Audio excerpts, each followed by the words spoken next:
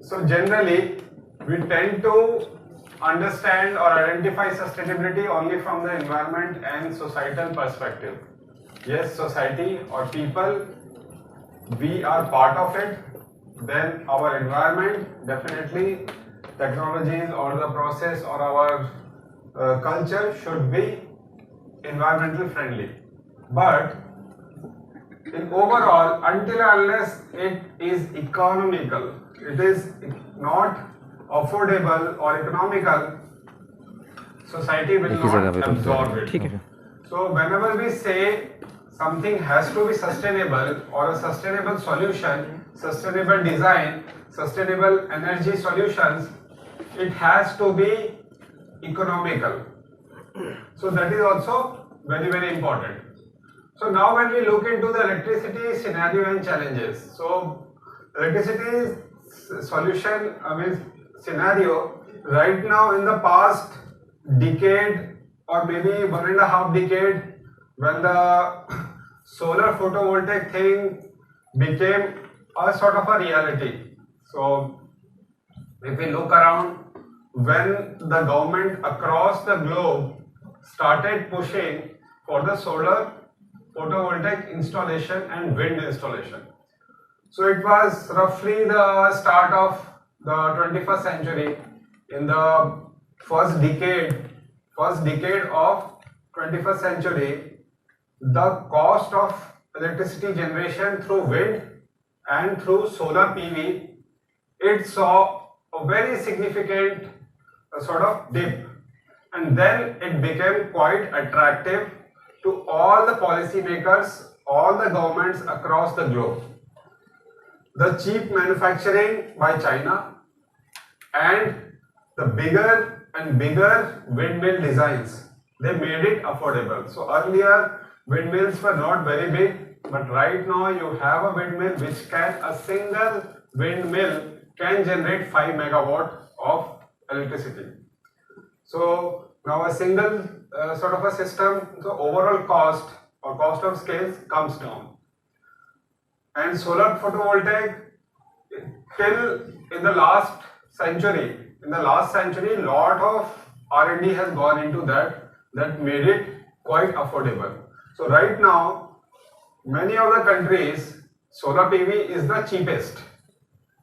Solar, especially if you look into US or Europe, or especially those who don't have enough coal reserves, or those who don't exploit coal for power generation, for them solar photovoltaic and wind are the cheapest source of energy or electricity.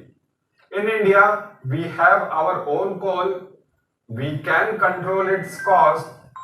Our coal or Indian coal is not dependent on the world price fluctuations. So for us, we have a very nominal, affordable electricity generation cost from the coal. We have quite a bit of good big hydropower projects, so that is also quite cheap. Both coal and hydro comes in the range of around 2 to 3 rupees or so. Coal has got some green tax over it or dirty coal tax over it, so it has become a little costlier, but it is quite cheap, and government policy keeps the cost of Indian coal for power generation at a affordable cost, so that the electricity generation cost and cost of electricity to the common people and to the industry remains sort of affordable, because it has to be economical. So you just can't say that coal is dirty, so let us increase its cost of production. If it goes up, in India still around 65 to 70% of electricity is coming from coal. So we won't be able to justify it, because it will affect the industrial output, the cost of goods and related employment, affordability, everything will be related to that. So in this particular century, energy access is, or not right now, but it has already become a pillar of development for any country, any society. So energy access is one of the most fundamental pillar for any development of the society. So for that, we have to look into if we want to switch to green technologies, especially renewables, in some sense, nuclear energy comes in between. Nuclear energy, whether it is green or not, whether it is sustainable or not, it's a very big debate. So I have a little bias against the nuclear, just for a very one important reason. When I was doing my masters, so we had a course, sustainable technologies. So in that course, all the students were assigned one big technologies depending on the area. Some of our students in the class were from civil engineering, some from electrical engineering. I was from the same department, sustainable technology. So depending on their background course, sir had given one topic to them. I got nuclear energy as a topic. And that was the first time I dived deeper into the nuclear technology, which looks on paper quite clean, is not actually quite clean. Still, almost a century, we have generated electricity from the nuclear, but the nuclear waste management and that hazardous radioactive waste, the sustainable solution for its disposal, still we have not found.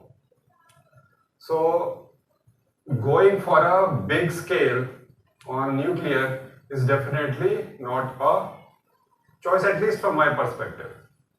Everyone, different people may have different opinion, but apart from that, there is some other challenges related to nuclear energy when it comes to India.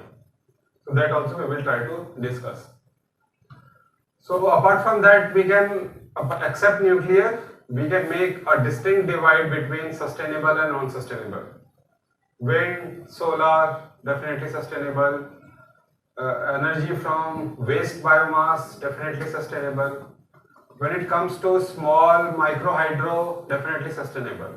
When it comes to coal, definitely not sustainable, not green. When it comes to big hydro, again it becomes a little bit controversial, but it is now standard or well accepted across the different domain that big hydro projects are not environmentally sustainable then.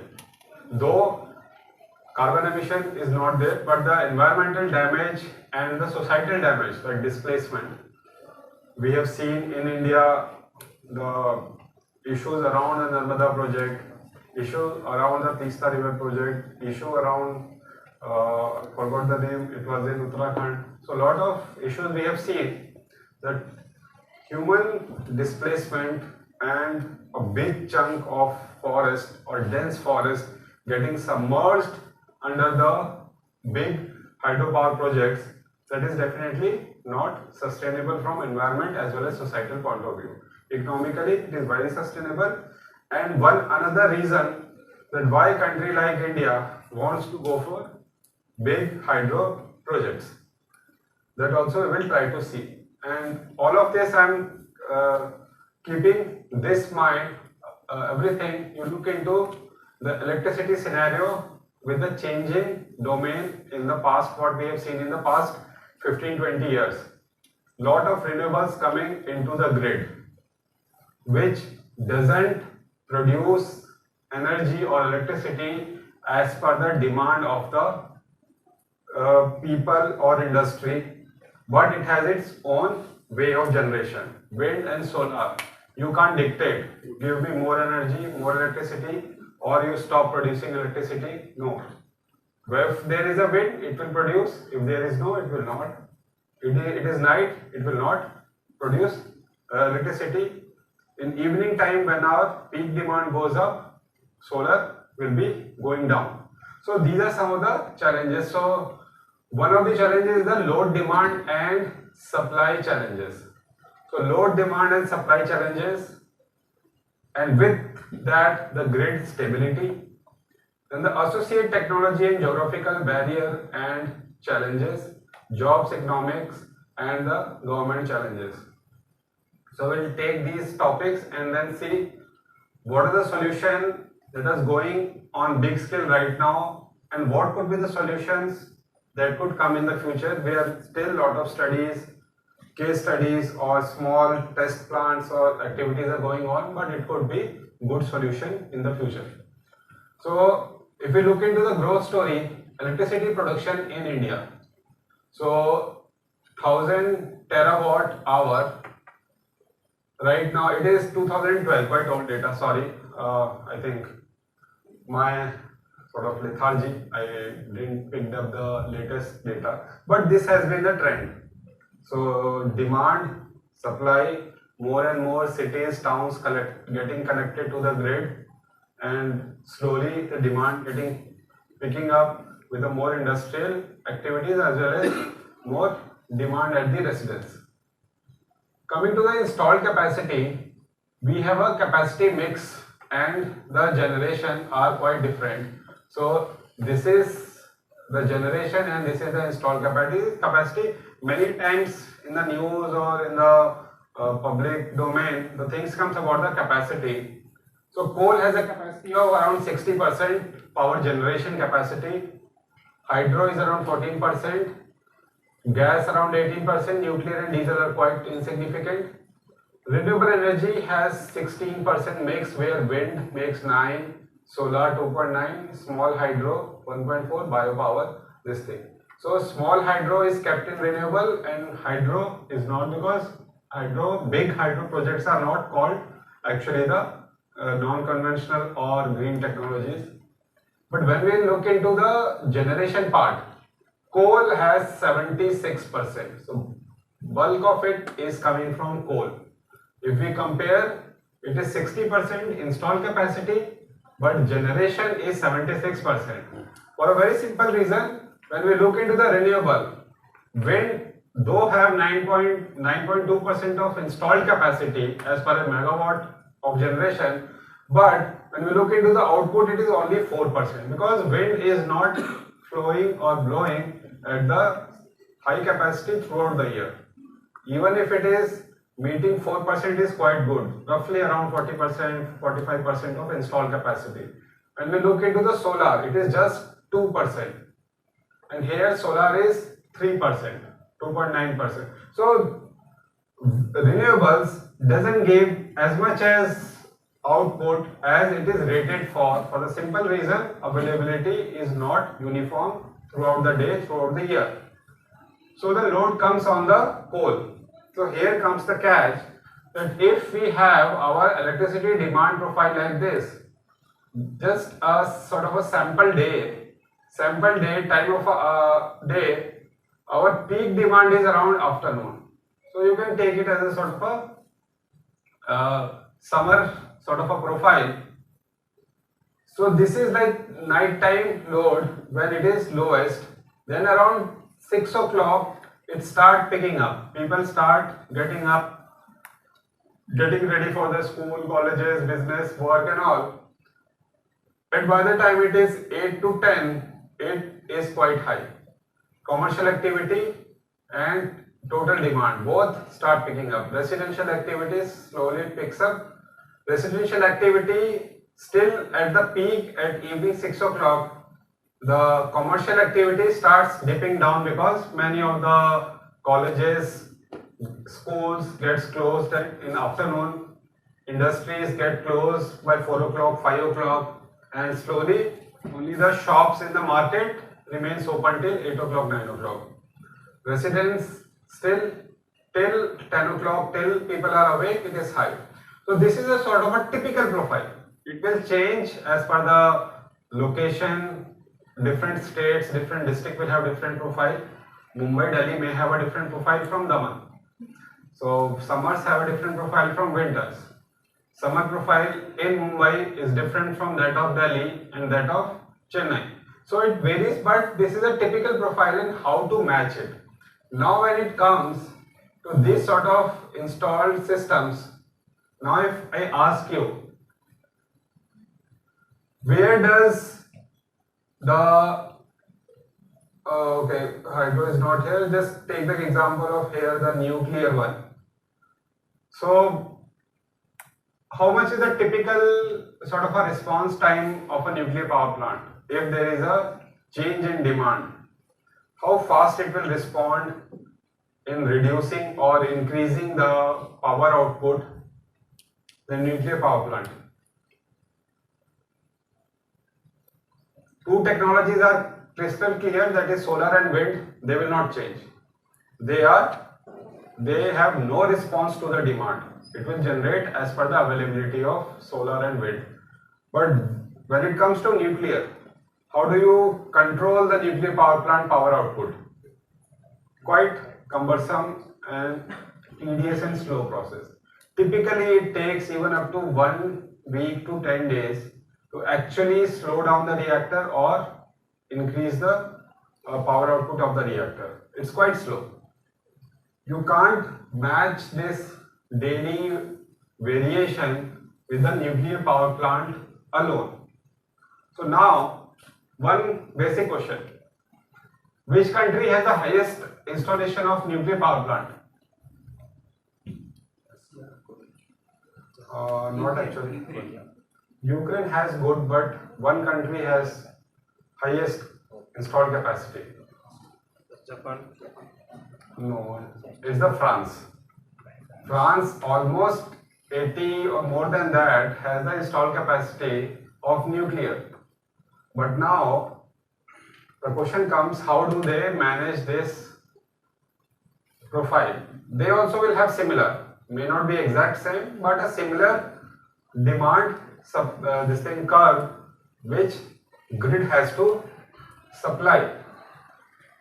So just think how they could be managing, what is the sort of trick or how they are able to manage this supply curve.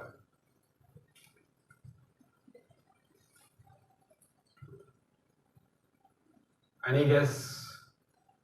Can make a wild guess. By storing. Okay, by storage, one thing.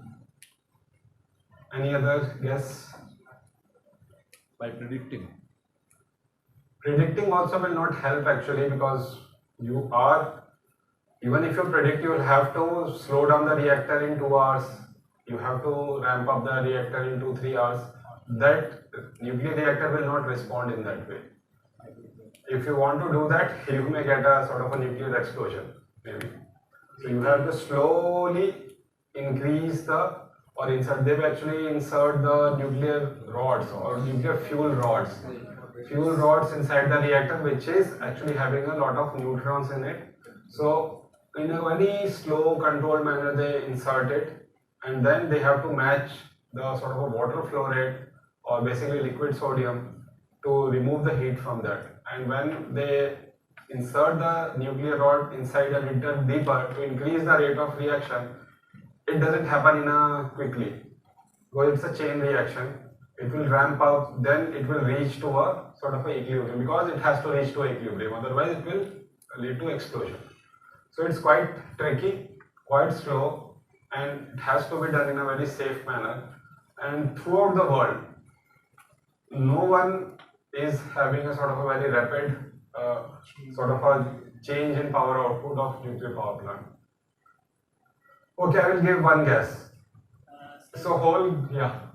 Maybe controlled consumption. No, actually, all of you are looking for France as a isolated entity, but there is a European grid. In India, we have national grid, we have state grid, but all the state grids are connected to national grid. So national grid takes a lot of buffer and manage the different demand supply curve of different localities, different geographical areas. So Europe has a common grid. So now think, France is connected to European grid. So now think how France would be managing this load profile. Grid power management is other neighboring countries. Yeah, and when it needs high demand, By using combined cycle power plant. by using combined cycle. So that is a separate thing. But now when it comes to the grid, now we have to look into how the Europe might have different power resources. Netherlands having wind energy. Yeah, so actually Europe has quite a good amount of mixed energy systems. So France actually has taken the onus of installing most of their nuclear power plants. Then Switzerland has most of the hydropower plants. So and gas-based power plants, which has actually quite good response. Like you need a demand, it will give you quickly the high power output, or it can slow down quickly. So gas power plant, and then this wind and solar, many places it is installed that has a sort of very good reliability or uniformity in the power output. In India, the wind pattern is quite erratic. Our monsoon and wind pattern, weather pattern has quite extremes, but in the northern Europe part, around the Netherlands, Finland, the Scandinavian nations, coast and all, the wind energy or speeds are very quite fairly uniform throughout the year. So it also doesn't create much of a unpredictability or uncertainty. But now comes the thing is, alone nuclear, even if somebody proposes that yes, nuclear can be a good sort of a thing for the future, but alone you can't do it, because this profile you won't be able to change until and unless, as he suggested, you come up with the storage or battery storage. Right now people are talking about storage or battery storage, but that is the theme of this talk, how this storage can be done. So maybe I will quickly go to this slide first. Yeah, capability of different energy systems.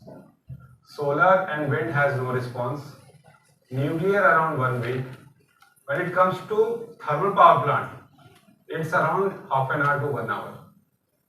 So half an hour to 1 hour, this is something, as somebody said, that predicting the future power demand and then ramping it up. That happens typically with the coal thermal power plant in India. So we have huge amount of coal power plant. So now in the summers, or not exactly summers, but before summers and little after summers, when the cooling demand is not high, like when it is peak summers, whoever has air conditioners or coolers, they will use it. But just before peak summers, like in April month, or just after that, around September, October, after post monsoon, the weather is good. Even in the daytime, fan might be good enough. So, but in the daytime, peak daytime, solar power output is quite high. So that way, but you can predict solar power output based on the radiation level.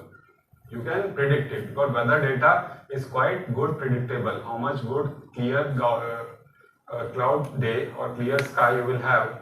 So you can slowly ramp down the coal thermal power plant. So thermal power plant in the afternoon, peak afternoon time during few months, they slow down.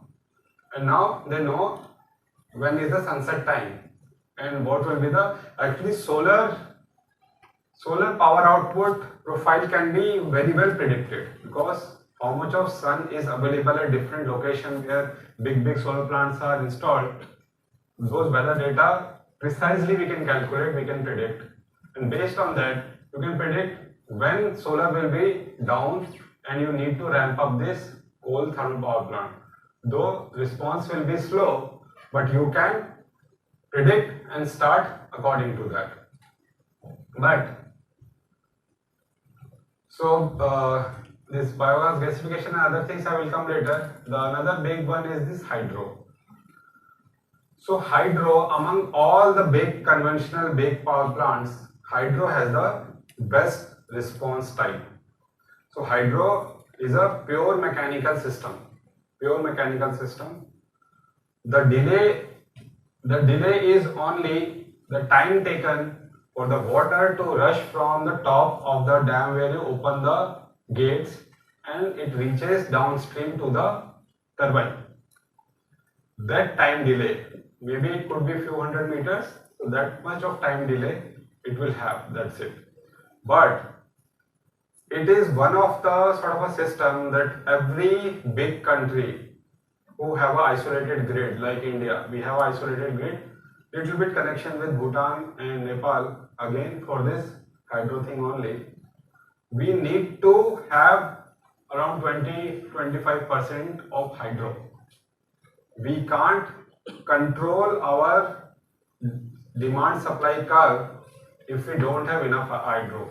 So even though technology says that yes, renewable is cheap now, rather than putting too much of money in just solar or wind, we have to sort of put up or get a new hydropower plant also.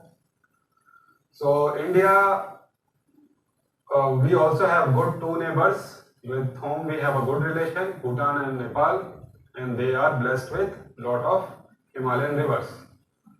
And on one side, Bhutan has a very small population, roughly little higher than this Daman, or actually roughly the same of this Daman, Diu and Silvassa combined, this union territory, roughly the same population of the whole Bhutan. And there the power output through hydro is quite high, and basically there are more than around 80% of their power is exported to India. So they are connected to India, so they have a sort of a good buffer. So they don't need to worry about the grid instability. Whatever the fluctuations, India as a very big country can take care.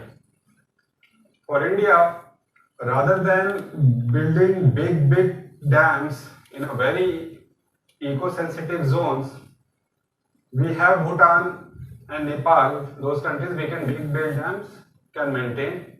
Because one thing is, when you are making a big dams in the mid-range where the river flows through a big forest-like area, the ecological damage is quite high. But when you go to like terrain like say Sikkim or Ladakh or Bhutan or upper northern part of Nepal, they're like barren mountains. So even if you make a big dam and a big reservoir submerging lot of land, but it will be just the mountains and the land. There won't be any vegetation or big forest or something getting submerged. So ecological footprint also goes down. But then on the other side, the risk that happened in the near past couple of years, we have seen, especially in the Uttarakhand, lot of activities in the mountains going on, and it is making the system very fragile. So I think there in Uttarakhand and one more near lower side of the Sikkim Darjeeling project, the Teesta project, whole of the power plant itself with the big turbines, everything got down the drain in the flood. So sometimes it is so heavy river flow, you can't sort of predict or even can manage it. None of the safety measures will work. Everything will just flow down, it will just break down everything whatever comes in its path. So those are the sort of a high risk things. So but yeah, in those contents, the power plants in Bhutan are quite safe and ecologically less sort of intensive, less damaging, and sort of flood wise also not that prone, because they get the glacier thing, they get the snowfall and the glacier melted water comes, or the melted water which is sort of uniformly it comes down. It doesn't come in a rush in a day or a heavy monsoon or rainy season like that. So that way hydro is one of the thing. And in Europe, Switzerland, they have the highest number of hydropower projects, which actually caters to controlling the grid stability of whole Europe. Because hydro, a very small amount of response time, they play a important role. When it comes to gas and diesel, it is instant. So gas and diesel is just like your vehicle. You want more power output, just put your pedal down, it will give you more power. Just remove your leg, it will release power. So engines or gas turbines, whether it is IC engines or gas turbine, they are very good in response. So you don't have to worry about the thing. When it comes to the biomass gasification system, so this biomass gasification system and this coal thermal power plant, they have a little slow response time, though ultimately they will be producing power through engines or turbines. So gas, it's like coal thermal power plant, they produce power through steam turbine, but the delay happens because of your combustion and then phase change of water to steam and then steam running your steam turbine. So there is a lag because instantly you can't inject or ask coal to burn faster. It's a solid fuel. Just like your charcoal, it will not burn instantly. You put more diesel, more petrol, more gas, you can generate instantly high amount of power. But coal, you just feed more coal, it will take few minutes to reach to the high temperature, will burn slowly, and then steam, which needs the phase change, means it requires very high amount of energy to convert from liquid to vapor. So there it becomes a little bit slow down. So it slow down. So, and same thing with the biomass gasification system, biomass conversion, that is a sort of a slowly, I mean it's not respond very fast. It has a little lag in the demand and supply thing. So it takes 10 to 15 minutes, coal thermal power plant, half an hour to 1 hour. And this thing, biogas also. Yeah, so one thing, maybe biogas we will come to later and we discuss that. Now, when it comes to about the supply, who takes care of the demand pattern? What's the response time of power? So that we sort of just saw. So now it comes to the onus on the grid, on the central grid, to see how the things are going, or if it doesn't meet the demand supply thing, one or the other system will have to be tripped. So what is happening? Typically, you need to supply, or priority is given to the industrial areas, urban areas, the village side, the power supply gets cut, and especially during the evening time peak demand. So that is why most of the power cut in the villages happens during the evening time peak demand. And then when the markets, industrial demand slows down in the night, so by night 9 o'clock, 10 o'clock, villages will get the power back. But this is just because we are not able to handle this demand supply gap. It is not because we don't have installed capacity. So maybe I think it was 12-13 years back, when India has got installed capacity more than the peak demand we had. But only thing is, we were not able to manage that because it was from multiple sources and we are not able to manage it. So that is the main reason, and still it holds true. In the summers, even though we have surplus means capacity to generate power, but in the summers when the peak demand goes beyond the control of the grid, it has to shut down or close the supply to many of the areas. Or if it doesn't do, the grid will trip. So I think in the past 10-12 years we have seen it twice. I don't know if any one of you have noticed it or experienced it, but at least once the northern grid has tripped twice, or maybe I think western grid twice tripped once, and once the northern grid. Even I was in Mumbai, it was the western grid in Mumbai, so we had a blackout in a big chunk of the Mumbai region, and it was a big news because it's in Mumbai. If it's a village, nobody bothers. So that's the thing. So now when it comes to the renewables, as we saw, solar and wind, they can't respond to the demand.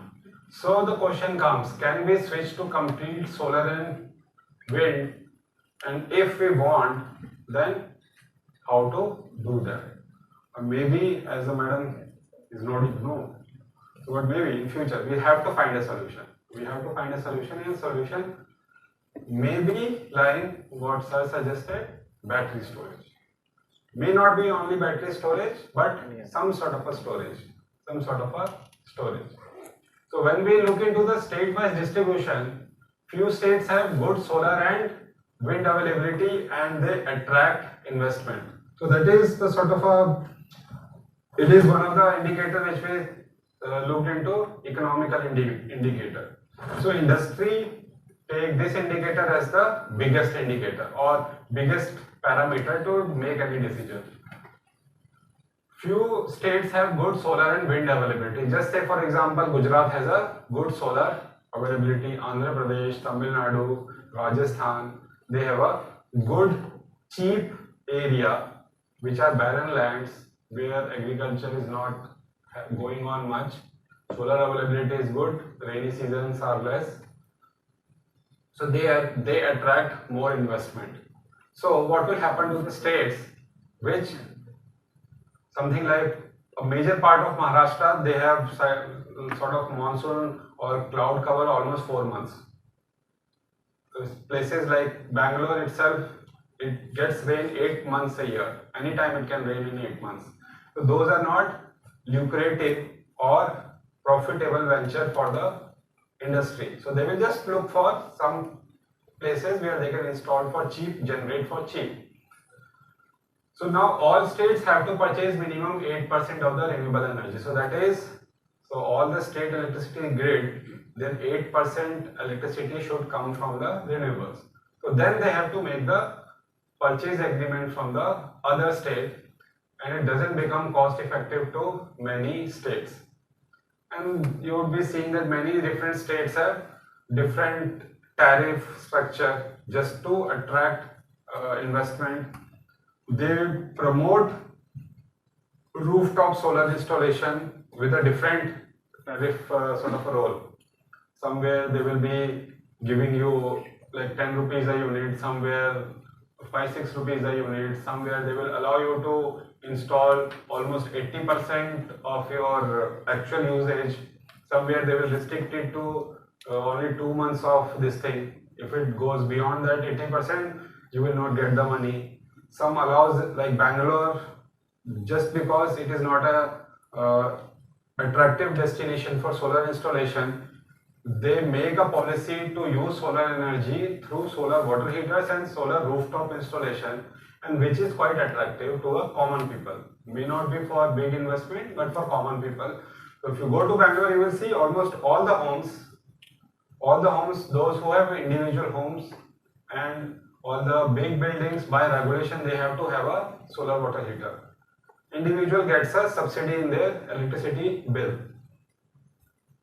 So they find it economical to invest on the solar water heater. So that way, many a times state role and how to, based on their geographical region and sort of availability of the natural resource, they have to make the different policies.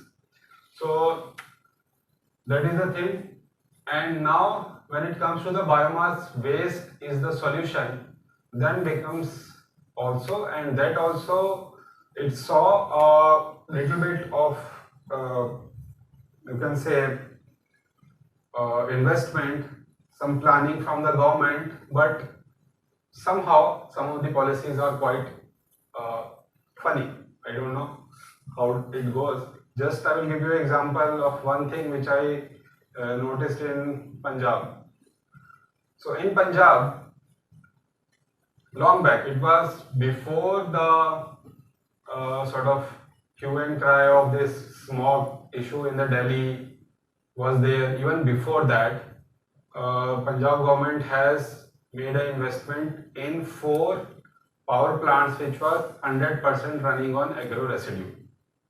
So they have invested on the plant, only given it to the private party for operation on a tender basis. So for the private parties or for the investors, it was a zero investment on the plant. They just have to run, operate it and make profit. And government has fixed some tariff onto it. So 4 plants in 4 districts of Punjab. One was in Patiala where I have personally visited it. It was 12 megawatt of power plant, but 12 megawatt of power plant, and one of my students was doing project there, so I visited there a couple of times. He collected the data for 9 months. So for 9 months, on an average, plant was running on 75% load. Roughly 8 to 9 megawatt was the power output. Even though it was a thermal power plant, it could have run on 12 megawatt capacity full time, except for the maintenance activities, it could have run.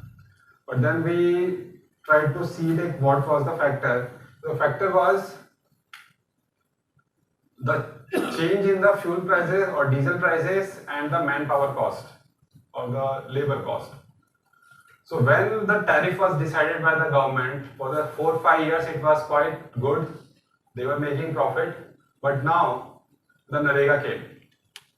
So Narega actually gave 100 days of guaranteed sort of a work to anywhere in their villages. So somebody who has agriculture land and work there and get 3.5 months of job then and there, why he will move to Punjab or Haryana during the agriculture season or for looking for some jobs, especially from this UP, Bihar, Bengal, Chhattisgarh, this area where there is a lot of migration of laborers. So suddenly it increased the labor cost in Punjab. So it almost went up to 100% high. It's like earlier if they were paying 300 rupees, now they have to pay 500, 600 rupees. So that increased the cost because in the biomass power plant, first thing was their limitation was how much biomass waste they can get it from the fields. So they had the balers machine, which was like a tractor, which will go to the field, cut the straw in the field, and I'm sorry.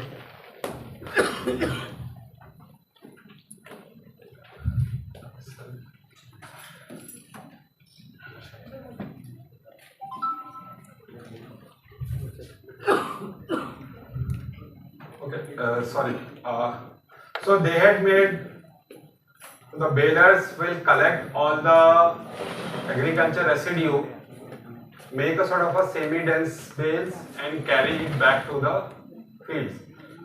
So to get the 12 tons, so for 12 megawatt power plant, they have to feed 12 tons of biomass waste per hour into this thing. So for 24 hours, they needed something around 300 tons on a daily basis.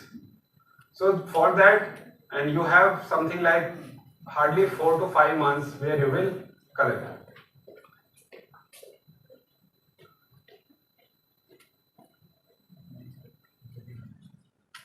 Hardly 4 months, 5 months when agro residue will be available in the fields. For that time, you have to go to almost 25 kilometers from the plant, that radius of 25 kilometers to collect it and get it in their plant storage. But to go 25 kilometers and the manual power involved, and then in the time the diesel cost has risen in the world market. So in India also diesel petrol prices were on very high. So high diesel prices and high manual labor cost, it restricted when they did all the calculations. So it was best they can go up to 18 to 20 kilometers. That's it. If they go beyond that, they will be in loss. So they were just collecting around 70-75% of the fuel, and the plant was running only with that much of capacity. They requested government to increase the tariff by 1 rupee or something so that it will be this thing, but they did. God knows why. Sometimes policymakers think that these biomass systems and all are just power producing systems, and they are very costly compared to solar and wind, but they don't see that it is also a waste management systems. So now when the pollution happens in Delhi, government gives hundreds of crore rupees to farmers so that they don't burn this thing.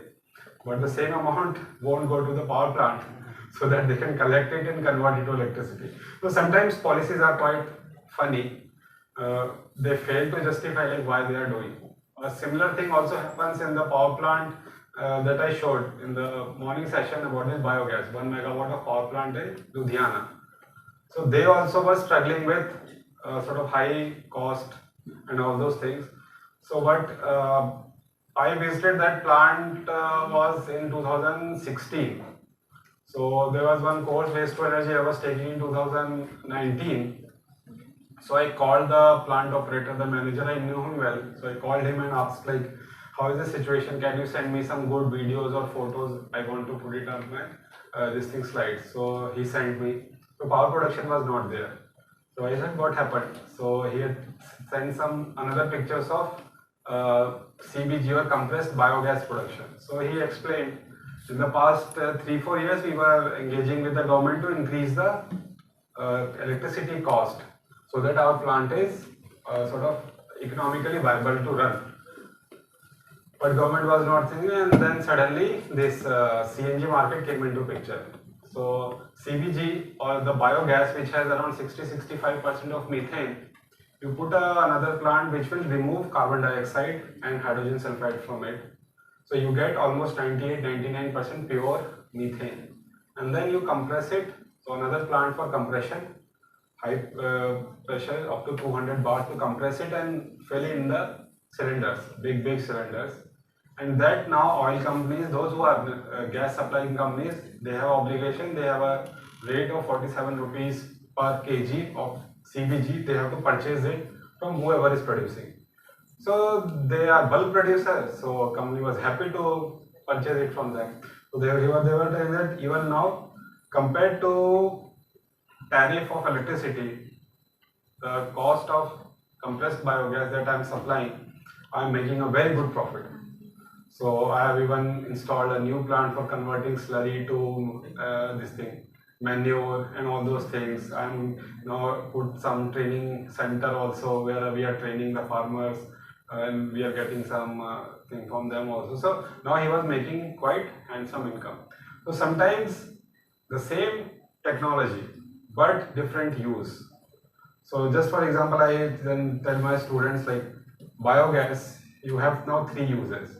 Biogas, take it, use it in the cooking system, replace LPG. So how much is the cost compared to the LPG? Calculate it. Now you generate electricity. Now check how much is the cost for electricity. Now convert it into compressed biogas, and there will be some energy input, because for compression and separation of CO2 there will be some energy input. So based on that you do calculation. Almost 20-25% more profit you get if you are selling biogas as a compressed biogas in the system. So sometimes some of the policies favor, some of the policies it doesn't favor, and it looks like the waste to energy technologies are not good. But apart from this, the role they play in maintaining the sort of a power fluctuations or demand supply gap or narrowing that gap is also quite good, especially the biogas. So biogas also has a good storage. We generate gas throughout the day, use it in the sort of time when there is a high demand. So a lot of policy things make the thing. The solar map. So solar map, we have like this high yellow regions and all this red region, they are very highly intensive. So you can see that major solar map, Gujarat, part of Rajasthan, and then Tamil Nadu, part of Andhra. So they are very high solar radiations. For the same investment, you will be able to generate more electricity. So that's why many of the companies favor to invest in this region only, not in this region. The major reason in this belt, because of the long monsoon region and cloud cover for many months, and in winters foggy weather, that also leads to the loss in power output. So when we look into the wind energy map is not so attractive in India, unlike Australia or Northern Europe or part of the coastal United States. India is not that lucrative. The coastal region of on the western side is more sort of profitable compared to the eastern side. So most of the installation of wind in India is on the western coast only, and that also is sort of saturated. So now lot of installation which are happening in this region have proved not to be profitable, because this is the installation cost in these heavy rocks and terrains and all is quite costly, increase the cost of installation. When it comes to the Ladakh and all, two reasons, the cost of installation is high because taking the system to that high altitude is costly. Second thing is the density of air in the Ladakh region is very low, so it negates the high wind speed. So wind speed will be high, but your density is low, so power output is directly proportional to density. So the density reduces by around 40-50%, the power output reduces by 40-50%. So this also is not so profitable economical, even though maybe in future better designs will come, it will make more economical. 20 years back nobody was talking about the wind or solar like the day we are doing it now. So we don't know, future it will be, even these areas or eastern core combined will also become profitable in the future. Now the major challenges ahead is the daytime base load, nighttime base load, and the gap in base and peak load. How to make the gap fill.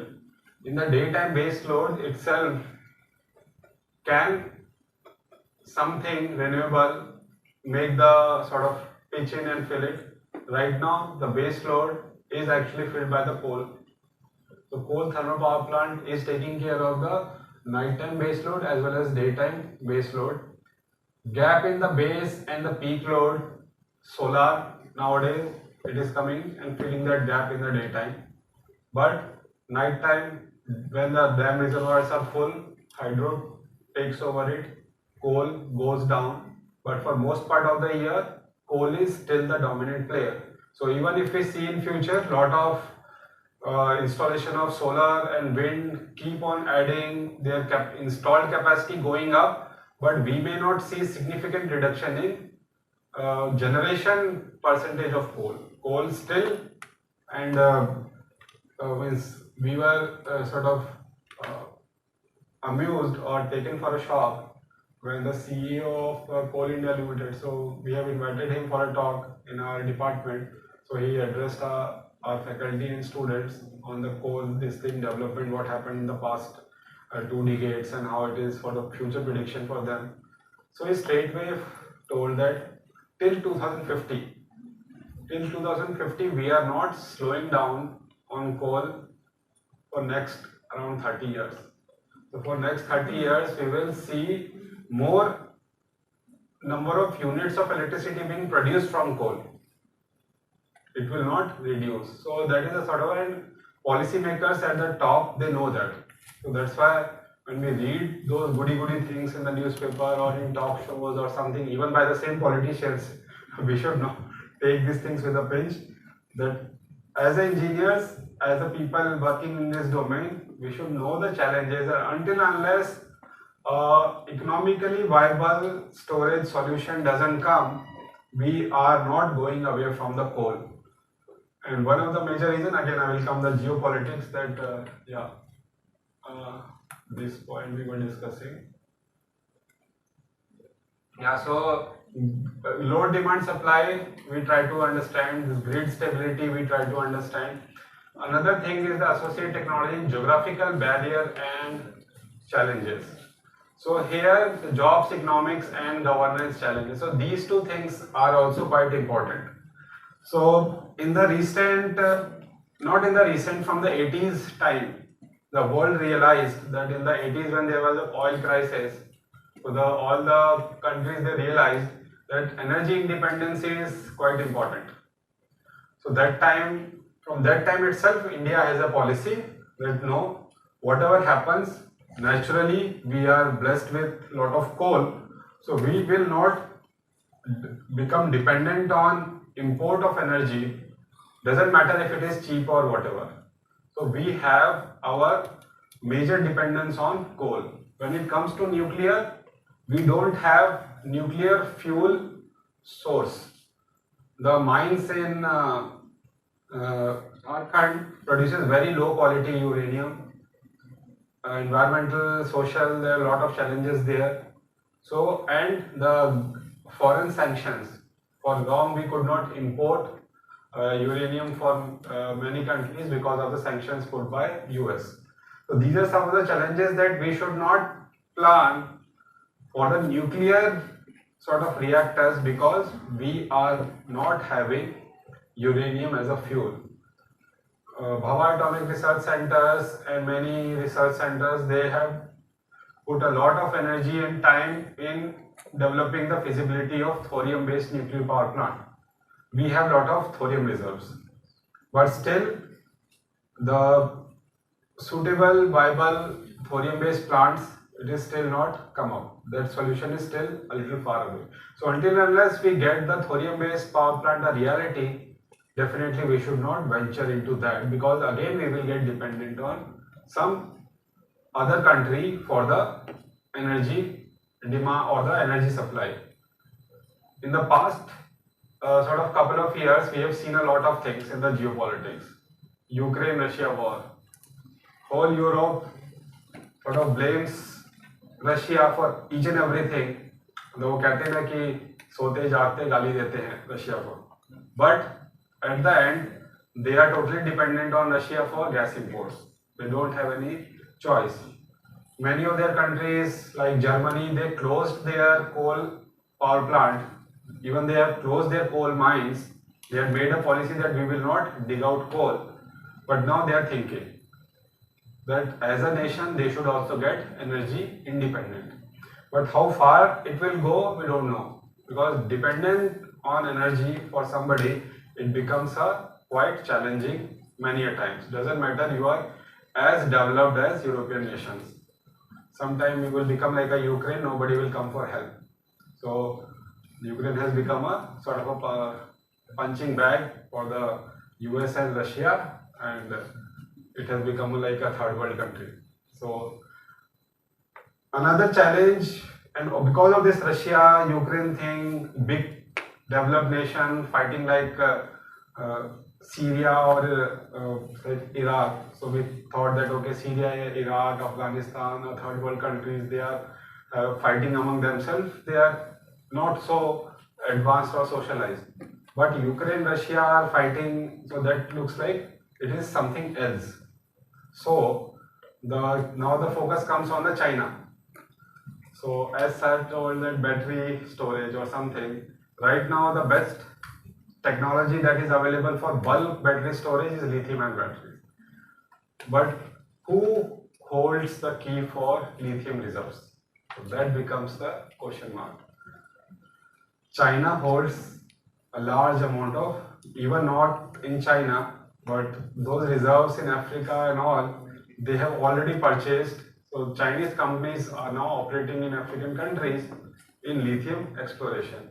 Some of the countries like Argentina, Chile, they have a natural resource of lithium, so they are making a lot of money nowadays. But they are dependent. If we don't have lithium resource, should we go for a big plan for employing lithium-ion batteries as a storage and plan for wind and solar for 24/7 reliable power source? May not be. Better we would go with our friendly nations like Bhutan and Nepal and develop more and more hydropower stations. Recently we had, for a good few decades, we had a good relationship with Bangladesh also. So from Bangladesh we are importing gas now. So those are some of the policies that India and throughout the world, all the governments are now looking around. That we should not get dependent on somebody for energy import. World is looking for transition from petroleum-based vehicles to electric vehicles. So for electric vehicles, though India is in the race, but India is not in the race for shifting completely to green energy for electric vehicles. As much as possible, you do it. But if required, we will put up a new coal thermal power plant.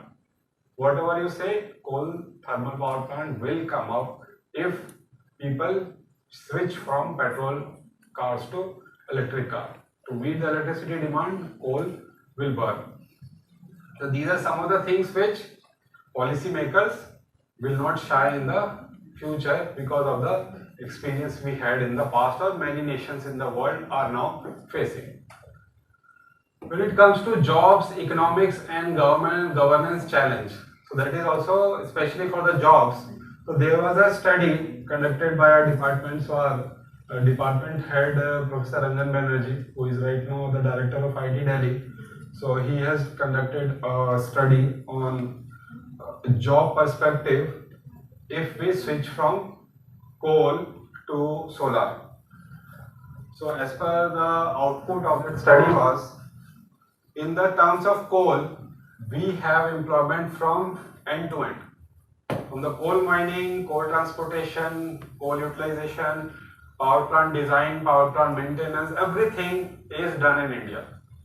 But when it comes to solar, we are not competitive in terms of solar photovoltaic production with China. Nobody is competitive in the world. So we will import solar photovoltaic from China or Chinese solar photovoltaic with brand of Taiwan, because now Taiwan is accepted, but who knows that Taiwan, whatever is coming from Taiwan is actually manufactured in China and coming with a stamp of Taiwan. So those are the things that if, so in the past decade, the power output itself, so coal thermal power plants have not shut down, but their power output has reduced in many of the places. So he collected some of the data on jobs, how many people, especially the contract laborers, they lose the jobs. Loading, unloading, transportation and all those things. So he projected and did the analysis, so submitted the report, and that was taken up by the coal ministry to showcase that we should not shy away from the coal, because coal based power generation is a very big employer in India, and if we switch to something which we are not making in India, if we are not making solar PV panels, if we are not making batteries, if we are importing all those things, then we will lose jobs. Just transitioning from one to another technology will not shift X number of jobs from this to that. It could be some X by 2 job shifting. So half X by 2 jobs will be lost. So that is also one of the factors that government keeps in mind.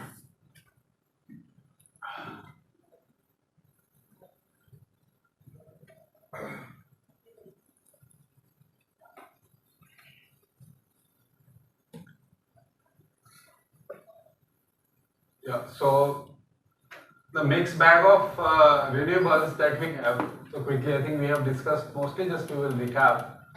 Big solar, rooftop solar, wind, small hydro, and this biomass, thermal based, biomass, gasification based, and biogas power. So all these things are mixed bag of renewables, and right now the focus is only on the top 3. So top 2 has been running quite successful. Wind, we are almost saturated in India. Whatever was the good areas where we could exploit wind energy, we have already put windmills there. Solar big is going on, solar rooftop going on phase by phase. You never know, fuel, maybe I don't know actually. Is the solar rooftop on this institute terrace is there or? Yeah. Yes. Yeah, so that has been the sort of a trend in past few years, that all the education institutes, especially the government institutes, we put, so even in our IIT Bombay we have around 3 megawatt of solar rooftop. So these things cover, even though may not be too lucrative, but in terms of cost saving it is very good. May not be too much of profit, but some saving, especially from government. The local losses and all those things are taken care by the rooftop solar. So, but the rest of the things, especially this lower 4, they are still not going in a big scale. This we discussed. Yeah. So now when it comes to the grid stability, the challenge to maintain frequency within the narrow band is to apply for the grid failure. So this should not happen. We have a very narrow band where frequency has to be maintained. The challenge of managing multi-source of small and medium power generation units is a challenge. With the increase in solar and wind power, the challenge have increased. The smart grids, energy storage, rationalizing the renewable mix is the need for the hour. Now it comes to the storage. So we will do one thing. Maybe we can take a break now for 15 minutes, and then maybe we will assemble. We will spend another 1 hour on the storage and how it can also help in the overall grid stability, keeping in mind the demand and safeguarding the energy security of India.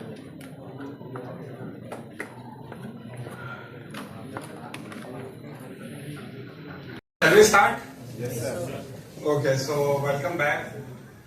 So now we will look into some of the alternate, like in last session we discussed about the challenges in the grid stability and demand supply profiles when we want to push too much of renewables into our grid. What will happen and how to manage and balance them. So storage is one of the sort of thing. So storage actually comes in a different way. Typically we have a very common notion of storage means battery storage. Though battery storage provides a very efficient way of energy storage, but that may not be sustainable because of one of the factors, which is economy. So economy may not favor the battery storage. Other thing is the geopolitics and the energy security. So India doesn't have much of a lithium reserves. So if we don't have much of a lithium reserves, so should we get into dependence of importing battery material and start developing gigawatt scales of storage? So very big storage based on batteries have already been put, like there is a, I think 100 megawatt storage in Australia. So apart from lithium ion, lot of research is going on towards the alternate battery material. So alternate battery material like those where we have resources available in India, and especially for storage. It may not be suitable for vehicles, but maybe because of it is bulky or it is not that safe or this and that factor. But if it is bulky, it is okay for storage, not an issue for storage as such. So a lot of research is now going on in the battery area, which is like sodium based battery, iron based batteries. And one more important area is the flow batteries. So flow battery is again a sort of a concept where you have the electrolyte as a liquid stored in another tank. So it is like electrochemical reactions will convert the electrolyte from one form to another when you pass the electricity through that. So you have two tanks. One it is a spent fuel and one is a fresh fuel.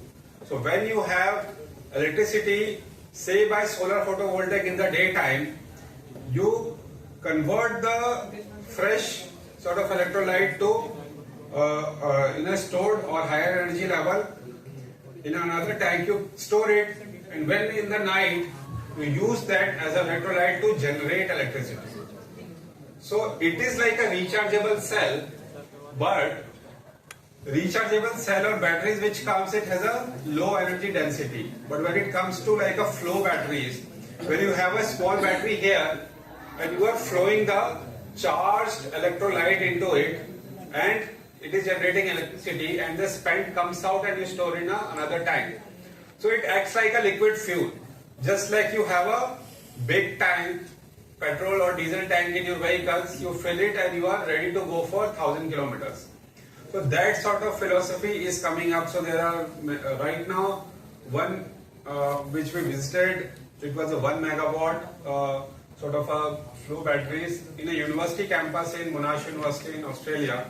So again, vanadium is a rare earth metal and it's costly, but people are looking for alternate sort of material, but a similar philosophy of a flow batteries. So 1 megawatt is not a small thing for a university campus, so it's quite big. And you won't believe 1 megawatt, it is maybe most of you would have seen some porta cabins. So like a porta cabin is hardly, means if you take the size of this stage, this much, or little 10%, 15% more than that is in height of almost this roof, 1 megawatt of storage. You can't imagine of that much of storage from lithium-ion batteries. It will take lot of space than that. So those areas and working on sodium based batteries or iron based batteries, because in India we have lot of reserves for sodium and iron which we can use, exploit for our energy security. So apart from batteries, we have another very lucrative and not so discussed option as hydro. Hydro battery has a one benefit, it is quite efficient. Your charging loss and discharging loss is quite less, but when we come to mechanical systems, they are also equally efficient. So hydro turbines, this hydro one, so we have visited this Koyna Dam in Maharashtra in Satara district. So in the Koyna Dam, they have developed a reverse pumped hydro systems. So that is, you create a sort of a small reservoir downstream, and then in the daytime, in the night time you store the water there, and then the daytime when you have surplus amount of solar PV or renewable energy available, you use that electricity to pump that water back into the dam reservoir upstream. So that way you can, with a very minimum loss of water, there will be some evaporation losses on this and that, but apart from that, no significant loss. So you can actually circulate the water from top and bottom.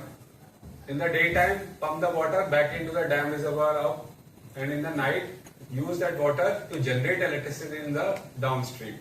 So that way, turbines are also quite efficient, more than 90% efficiency. So that is also one of a very important sort of aspect. And another important aspect is it is very, very cheap. One of the cheapest way of generating or storing huge amount of electricity is this pumped hydro. So pumped hydro, we have lot of big power hydropower stations, and all the hydropower stations are now getting retrofitted. So it is, you don't have to create a new system, you just have to make some retrofitting, make some arrangement, and you can, in a very small amount of money, you can create a storage sort of a system of pumped hydro of megawatt of capacities. So if you compare with batteries and other things, the cost is quite insignificant. But hardly you will study, read anywhere out of that, but it is going on. In India, most of the hydropower stations are going into the retrofitting mode. Another is the chemical storage. So chemical storage basically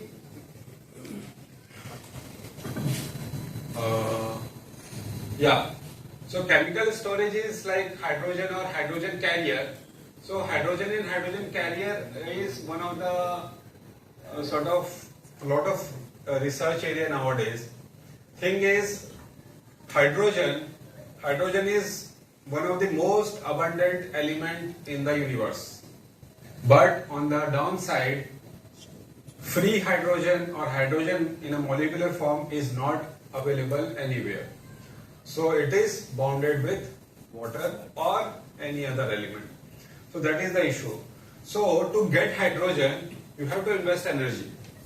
So actually it can be looked as a storage system or energy storage. So if you have surplus amount of electricity, use electrolysis to break water, generate hydrogen, store it. When you want electricity, you use that hydrogen, put it into fuel cell and again get the electricity back. Again, fuel cell and electrolyzer not as efficient as batteries, but still quite efficient. They easily gives you efficiency of 65-70% or so. But only downside with the hydrogen fuel cell and electrolyzer, they are quite costly. So a lot of research now is going on in making them cost effective. But if it becomes a cost effective, hydrogen based system or storage system could become a reality, especially with the differential pricing thing. A lot of people are sort of projecting that in future, maybe your vehicle will be electric vehicle, but that electricity will come from hydrogen fuel cell. So what you will do in the daytime, because the cheap solar electricity will be available, so at that time there will be differential pricing. The differential pricing is already implemented in many other countries like Europe and US. They have differential pricing. In India we don't have, but if we get that differential pricing, we will see a peak electricity cost in the evening and in the early morning when your demand supply gap is more. So in the daytime, when surplus amount of solar energy is available, I will have in my vehicle a small electrolyzer with a water tank. It will split the water and store it in the hydrogen tank, and then whenever I need to run the vehicles, I will use that hydrogen to run the vehicle through fuel cell and electric motor. So rather than using a battery, I will use water-based battery or like a electrolyzer fuel cell combination to run my vehicle. So a lot of people are projecting that this could be the future, because in this way your discharging may not be a big issue, because splitting hydrogen is much faster than charging your batteries. Especially nowadays batteries are also coming with very fast charging. But yeah, competition is going on. Who will win? We'll see. Another thing is from the hydrogen. Now hydrogen has one issue. It is quite low density, it is a gas. And it is dangerous. Even dangerous, again, those who work in the hydrogen area, they have one sort of a notion. Like when LPG came, our grandmothers used to fear a lot. At least like in my family, my mother started using LPG. She was not afraid of that. It was quite easy, handy and safe for her.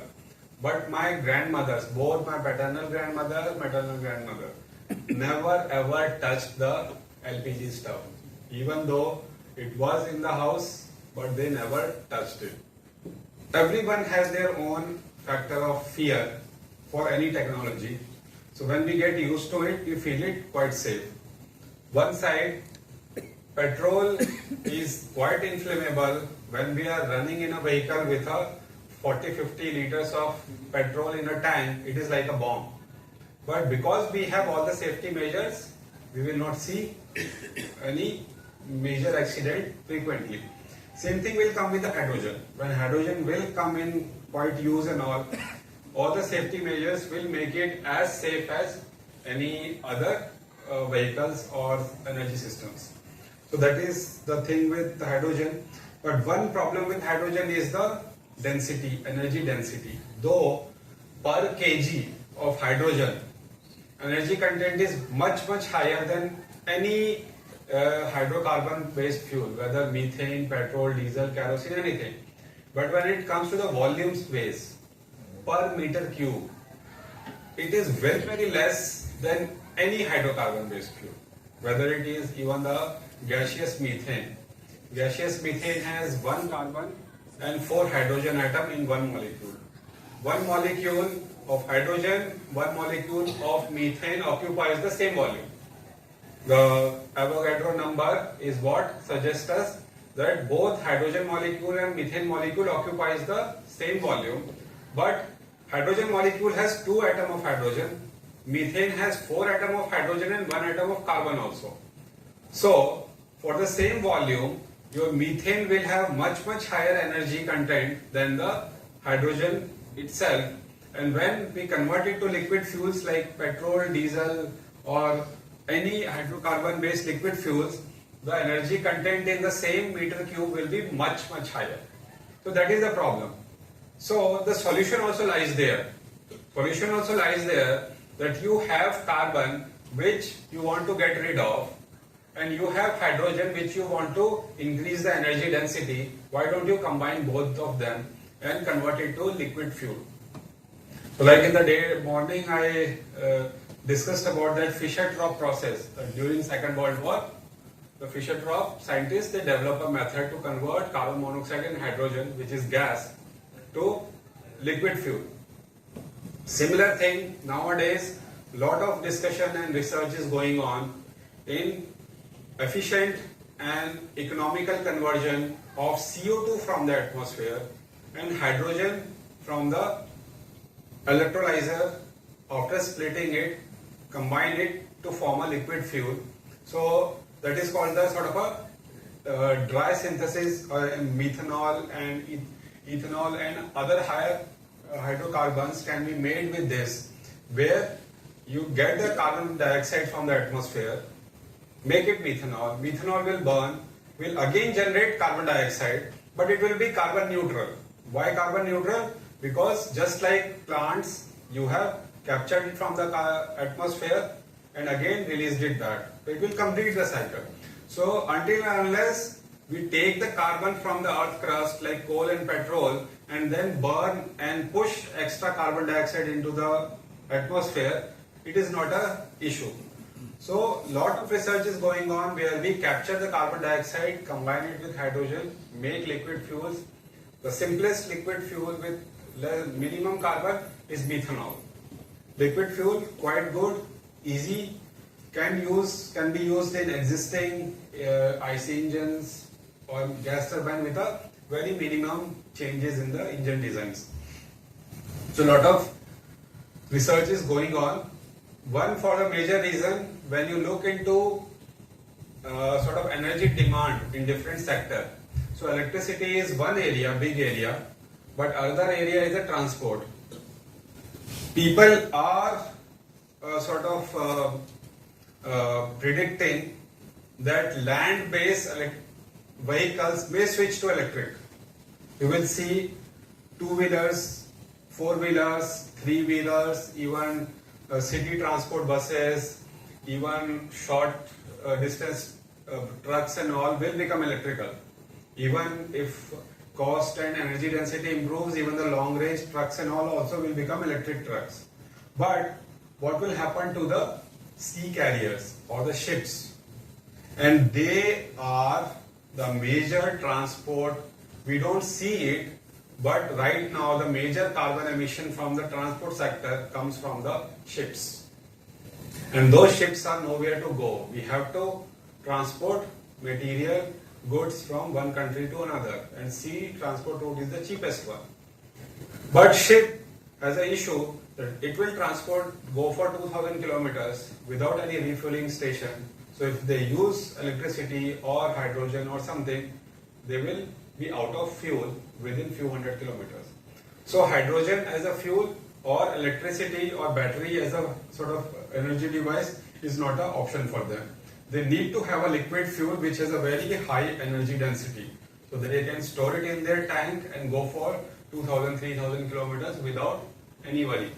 So for them, for that system, converting hydrogen, taking carbon dioxide from the atmosphere, making a liquid fuel is the best option.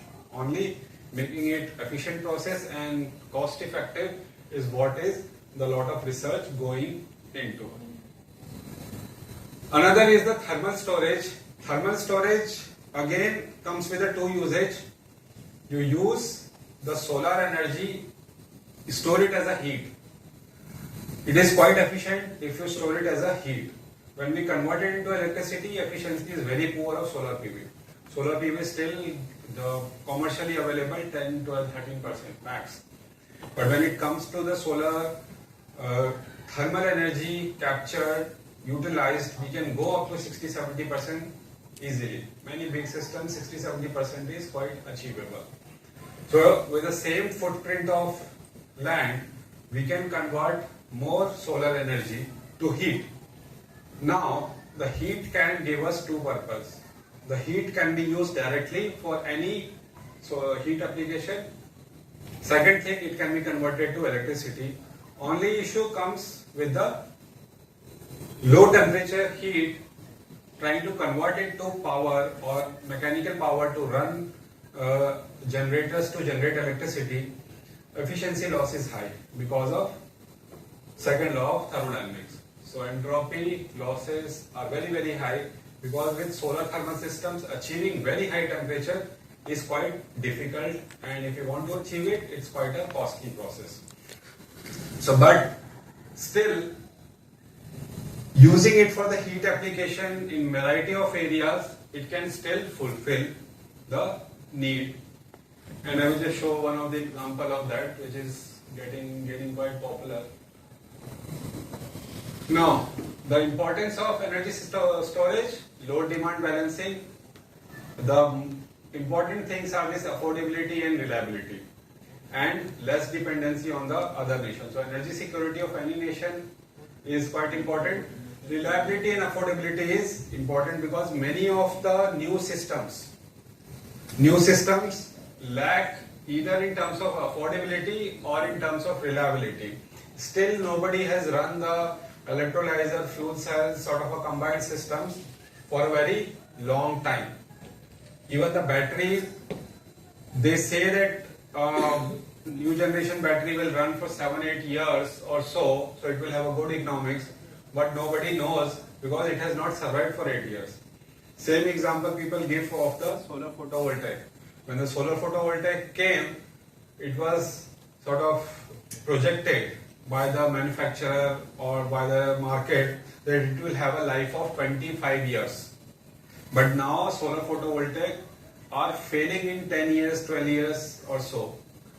So that is the sort of a issue. The reliability, until and unless it has proven its reliability, market will not readily accept it. The new market, they have got a very bad experience with the solar plants, mega solar plants. There 10-12 years the efficiency is dipping.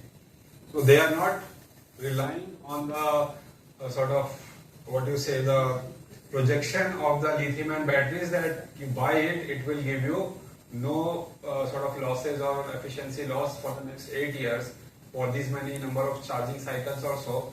It is very, very difficult for industries to accept it and invest in a huge amount, like for a big solar system, storage systems and all. So these are the challenges. Issues with the battery storage that we discussed: costly, raw material is imported, especially lithium-ion battery. So we need to find out a new battery chemistry which is suitable for India as a nation. Another aspect about the electricity is the microgrid. So microgrid is not a new concept, but microgrids was never thought about from the renewable perspective. So microgrid is something like Lakshadweep. Lakshadweep, you have a population of hardly, I think, in thousands. They don't even have 50,000 or something like that. You can't create a sort of a big power plant for them. So what is the easiest way is something which has a very good demand supply mechanism, and there the diesel gensets fits into it. So few megawatt capacity of a diesel genset, good enough for Lakshadweep. For running that thing, right now the cost is 25-30 rupees a unit, even more than 30 rupees as per the diesel cost now, more than 30 rupees a unit, but government can't sell it to 30 rupees. You can't say that if you are in Kerala, you will get it at 5 rupees, 6 rupees a unit, but if you are in Lakshadweep, you will get it at 30 rupees. So even if you transport LPG to Lakshadweep or to remote areas of Ladakh, can't charge them double, triple amount. That is a sort of a uniformity of prices that government also has to maintain. So, but laying the electricity cables through the sea to Lakshadweep to give them a grid supply, that itself is a very costly affair. Even taking the grid supply to the remote areas of Himachal, Arunachal, Ladakh and many regions of Kashmir and Uttarakhand, it is costing government as good as a diesel genset, up to 25 to 30 rupees. So supplying grid to the remote areas, small locations, it's quite costly. So there is a island, sort of a river island, the biggest river island in the world, that is the Majuli Island in Assam. I don't know how many of you have heard about it. It has a population of around 3.5 lakhs. So roughly not equal, but at least 60-70% of population of Daman, Diu and Silvassa combined. And that is in the island of a Brahmaputra river. So again putting the electric cables, grid supply, giving the grid supply from the mainland to that island itself is a costly affair. Not only installation but also the regular maintenance is quite costly.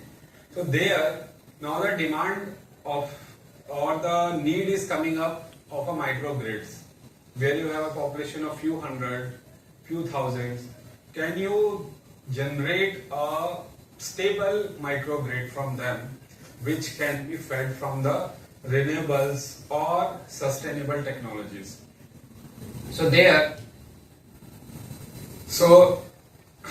the solution lies in the multiple power resource with, it is actually good, my typing mistake, with good demand response. So just like diesel gensets, can we have something which we can, so that to reduce the battery storage. So battery storage will definitely, until unless it proves into the market for long duration, reliable, until unless market will not take it handy. So there comes about the storing solar energy. So solar energy, as we discussed, biomass is a type of solar energy.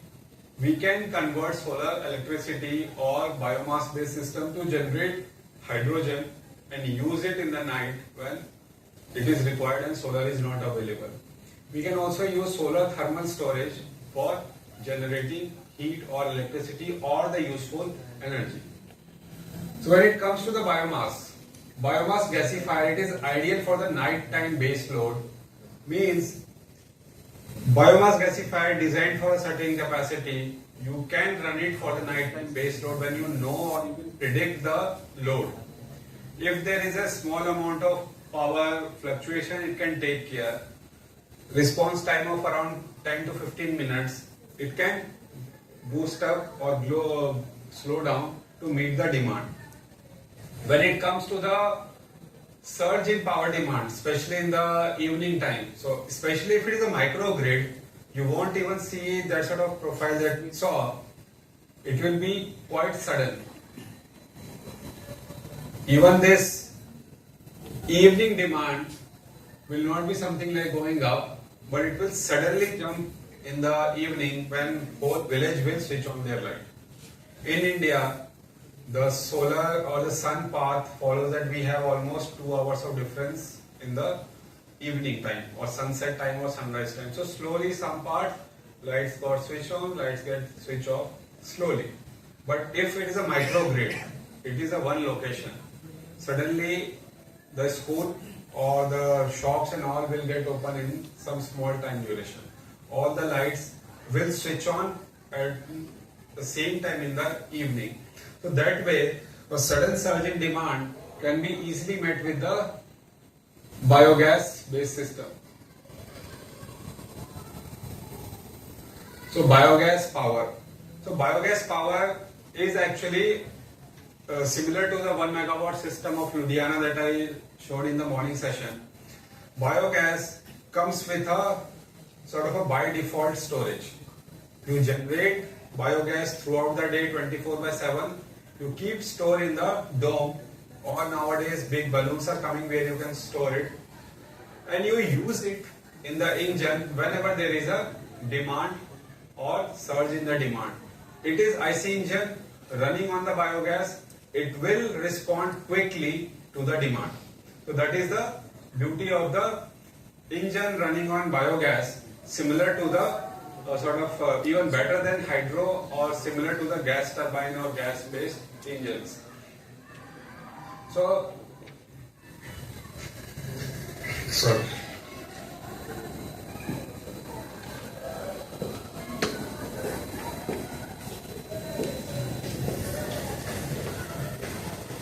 So, and battery storage, keep it as minimum as slow. So this sort of a thing, we are now working in one of a similar project on the this microgrid. The microgrid we are developing for one of the isolated village in Jharkhand, around 70 kilometers from Ranchi, which on paper is electrified. So that village is electrified, but that village has 2-3 hamlets. So as per the government rule book, if one part or few houses in a village is electrified, the village is electrified. But actually many villages have small hamlets, or what we also call tola mohalla. So there will be distance of 1, 2, 3 kilometers also, but actually it will come in a same village panchayat. So that is the case there. That particular village is separated from part of that village which has got electricity.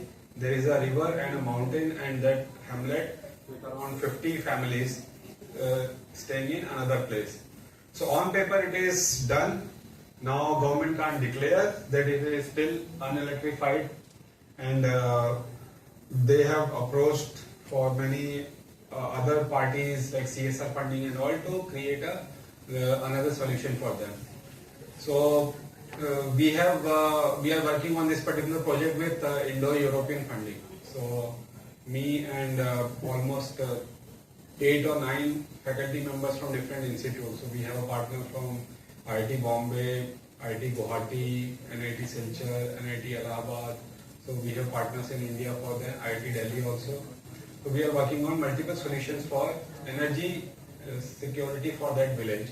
So there we are creating a microgrid where we have solar PV installation, we have a small wind turbine, we have biomass gasification for the nighttime base load, we have biogas plant.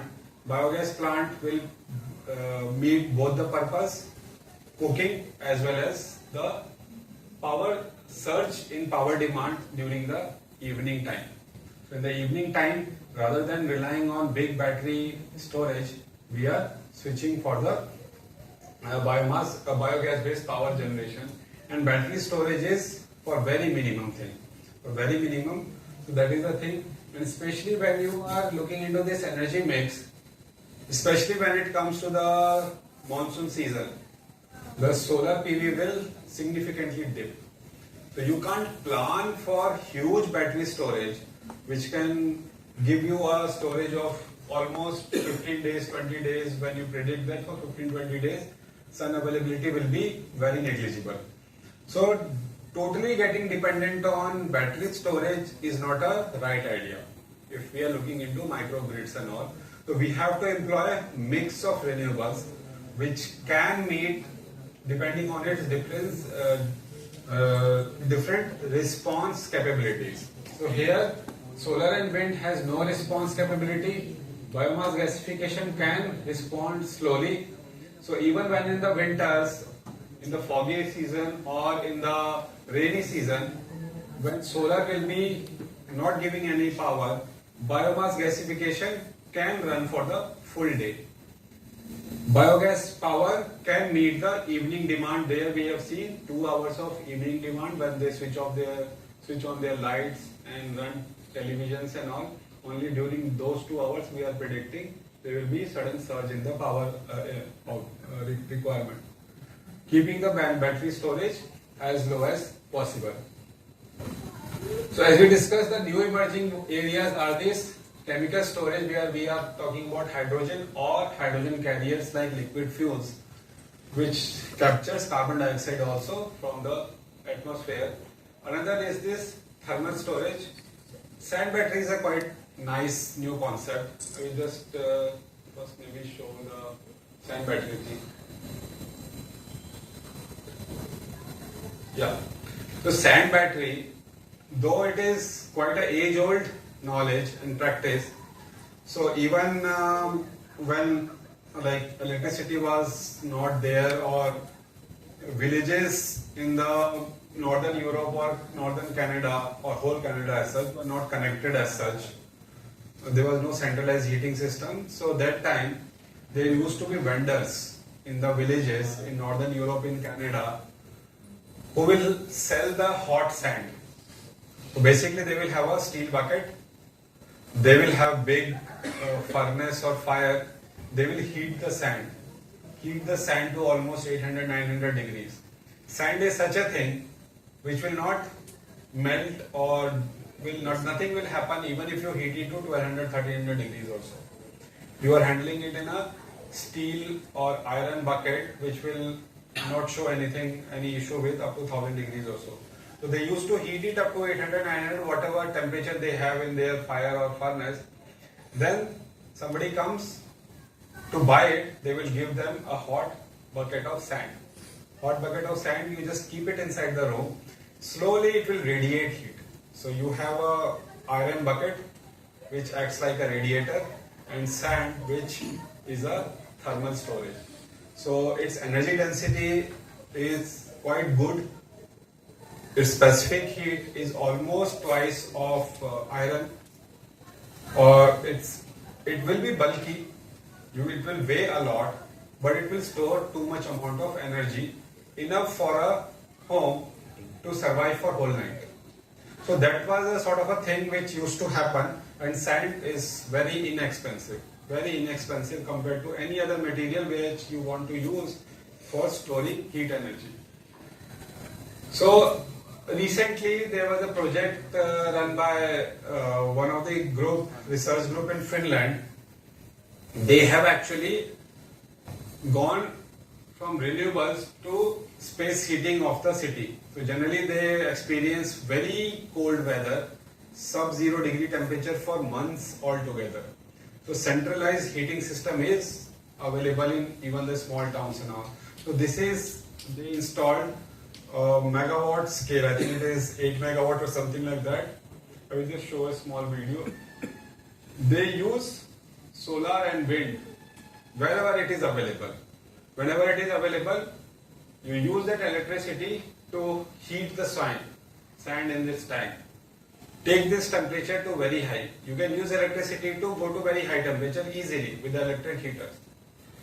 Even if this solar or wind is not available for whole month, this tank will have enough energy to keep supplying the hot sort of thermic oil which is used in the city heating systems, keep it warm for more than a month even if solar or wind electricity is not available. So a very nice concept when you need electricity for space heating. Space heating is required in many places across the world. May not be here in India, at least in this place, only in Kashmir, northern areas or hilly areas, but here there is a nice concept of using the sand battery, very inexpensive, very low cost energy storage system for this thing. I will just show the video for that. Can I have that mic?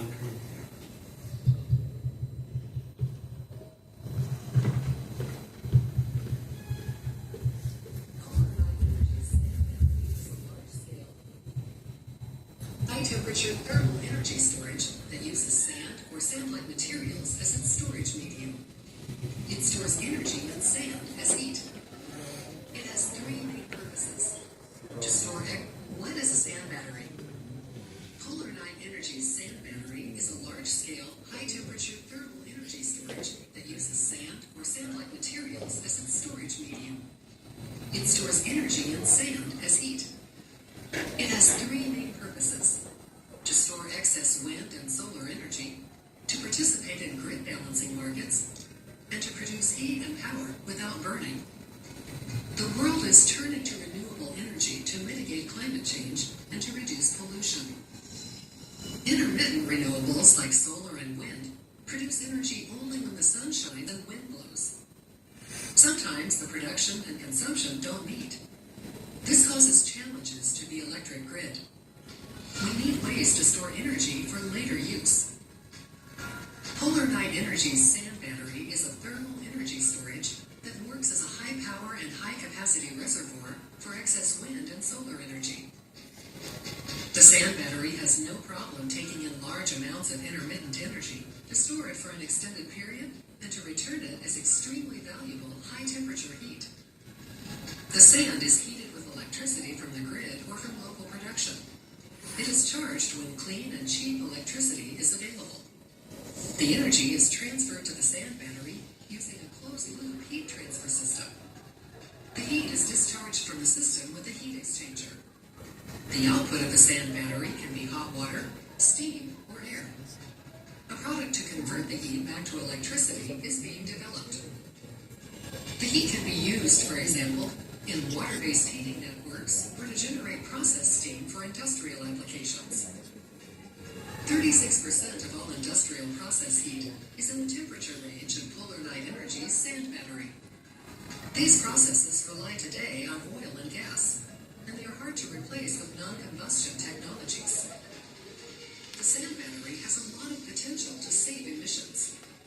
According to an assessment by Mission Innovation, Polar Night Energy's sand batteries may save over 100 million tons of carbon dioxide equivalents per year in 2030.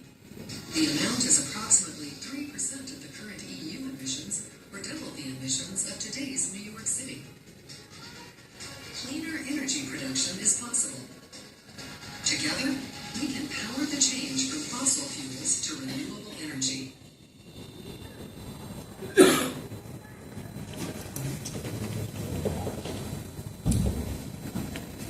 So this is one of a very nice system which can very well work. Which can very well work when we look into the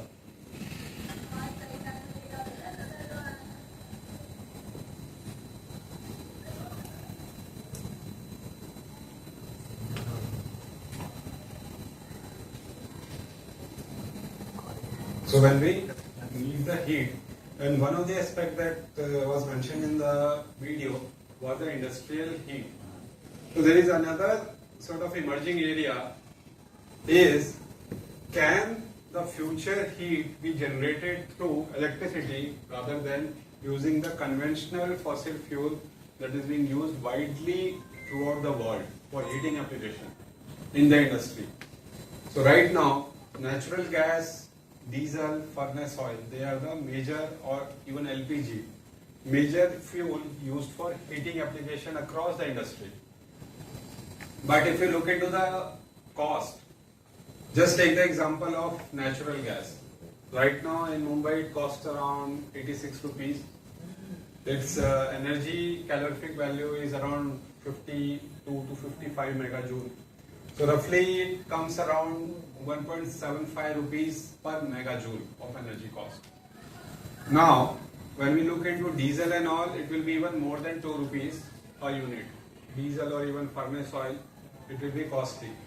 Now, the energy from solar photovoltaic right now, so 1 unit of electricity is 3.6 megajoule.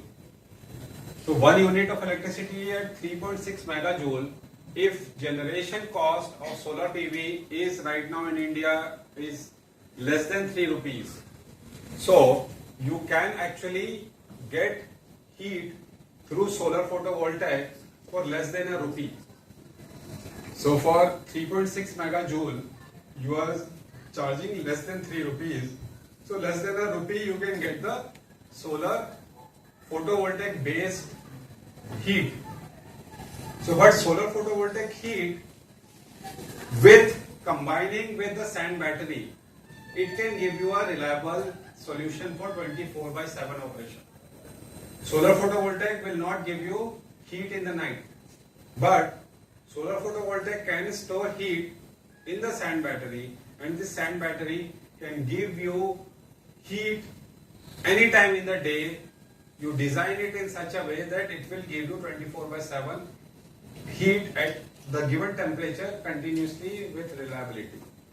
So those are some of the things that are being thought upon, that battery storage may not be the ultimate solution in the future. We have to look into different perspectives. So when your end application is heat, these sort of solution may prove to be better and widely accepted solutions. When it comes to microgrids, solar PV with energy may not be a solution, because if in a monsoon season for long hours or for a number of days there won't be any sun, so your battery storage will also not work efficiently or will not solve your problem. So a mix of different renewables is a solution. When it comes to a big nation like India, where you have to look into storage in a sort of a gigawatt of capacity, then maybe battery at the current cost and reliability and dependence on another country for raw material may not be a good solution. So there, the pumped storage of hydro, reverse pump storage could be a good idea. Maybe right now we are doing only in India, maybe in future all the power plants, hydro-based power plants in Nepal or Bhutan will also be equipped with reverse pump hydro. So it will solve virtually major problem of demand supply gaps and will be much better sort of a thing and cheaper, economical, without any geopolitical issues and tensions. So this is a thing, and all of the things we can derive it from sun. So your solar directly from sun, wind indirect from sun, hydro indirectly from sun. So these hydrogen from biomass or water splitting can indirectly come from the sun. So what is hydrogen? I will take this as a sort of a last topic. We have around 15 minutes left. So last topic about this. Morning we discussed about the biomass gasification. Using the biomass and the waste heat or the solar heat. Again heat to generate hydrogen rather than only electricity or electrolyzer to generate hydrogen. So in the morning biogas gasification we discussed about the air gasification. So in air gasification, biomass typically has 50 to 70 grams of hydrogen. 50 to 70 grams of hydrogen, typically we will achieve maximum what it has. Typically we get 35 to 40 grams only. The rest goes into methane or H2O as a byproduct. Typical composition of hydrogen is hardly 20% because bulk is in the nitrogen because we are using air as a medium. So 45% roughly is nitrogen. Hydrogen concentration is quite less and its yield also is quite less. But when we use pure oxygen instead of air, we can eliminate this nitrogen. And when we use steam as a gasification agent, we can enhance hydrogen output by using carbon as a reaction source or reducing agent to achieve more hydrogen from the system. So this is called the oxy-steam gasification system. So the role of steam for hydrogen production is this reaction of steam reforming, where any organic molecule when reacts with H2O gives hydrogen and carbon monoxide. Carbon in the charcoal reacts with H2O to give hydrogen, and the carbon monoxide in these two reactions will also react with H2O to give hydrogen and CO2. So from all these reactions, H2O or the steam can be converted to hydrogen. And now the question is, from where this steam will come? We are introducing this steam from the outside. This steam can come from the solar thermal energy, because we are not looking at steam at 1000 degrees or so. We are just looking at steam at 300 to 400 degrees, which is easily we can get it from the solar thermal energy. And if we use cheap thermal storage systems like this sand battery, we can operate it 24/7 without worrying about where this steam will come from, renewables or not.